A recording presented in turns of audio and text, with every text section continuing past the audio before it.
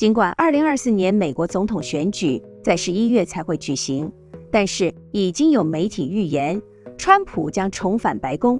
如果这是警讯，与其担心预言成真，倒不如提前了解重新执政后的川普要做哪些可能影响你我的事。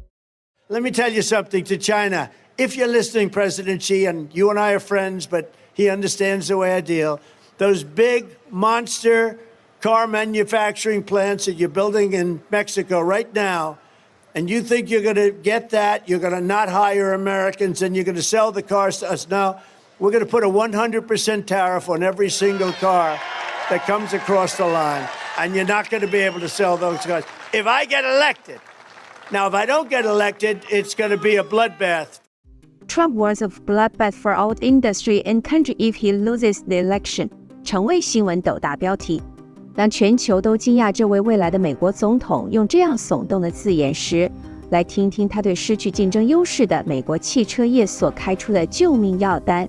But you don't think it would result in higher prices for American families? By some estimates, it could be the equivalent of $2,000 a family, according to the economist. No, I think I think taxes could be cut. I think other things could happen to more than adjust that. But I'm a big believer in tariffs for two reasons. Number one, I fully believe in them economically when you're being taken advantage of by other countries. For instance, China was taking advantage of us on the steel. They were destroying our entire steel industry, which was never doing very well over the last 25 years anyway. But, because it's been eaten alive by foreign competition. And they were dumping steel. I put a 50% tax on China steel coming in. And every person in the steel industry, when they see me, they started crying. They would hug me. They would kiss me. Sir, you saved our industry. I put a very strong 50% tariff on dumping steel, on their dump steel. And by the way, nothing was perfect. Frankly, the tariff should have been higher. I was getting ready to do that, by the way. Mr. But the tariff should have been higher. But are you concerned at all that there would be retaliation? This saved the whole industry. But one thing, let me just tell you, beyond the economics, it gives you power in dealing with other countries. Because China would come in and say, no more tax, no more tax. They were absolutely fine for me to deal with because they were so petrified of me putting on additional tariffs. And we don't use that. China is right now our boss.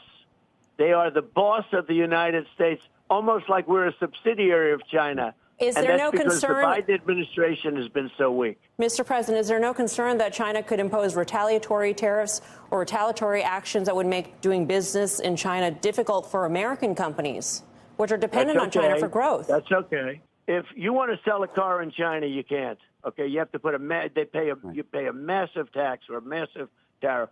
If we make our cars, we can't sell in China. They charge tremendous tariffs. Well, they're very smart.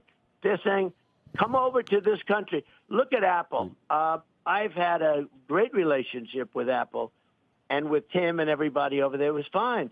But I said, you got to build your plants here. They built a big plant in Texas. I was working on that very, very hard with various companies that they build in China because if they build in China, they have no tax. So they'd make it in China. I said, we want you to make it here. They were coming back. They did. They came back with a very big plant here. I said, I'm not doing this unless you, and the whole topic of tariffs to me is so simple. Number one, it's great economically for us, and it brings our companies back.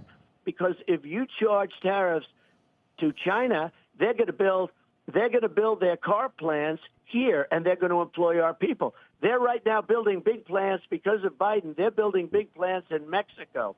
So they build a big China plant in Mexico. Then they sell it across the border with very little tax.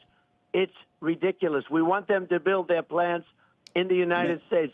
We don't want to get cars from China. We want to get cars made by China in the United States using our workers. 为了让美国再次伟大，这位非典型狂人总统表示，当选后将不惜对中国汽车展开征收巨额关税的发言，确实激励了某些美国选民的心。不论最后事情的发展会不会朝川普的想法前进，川普的这番话已经像一根针，牢牢地扎进美国人的心。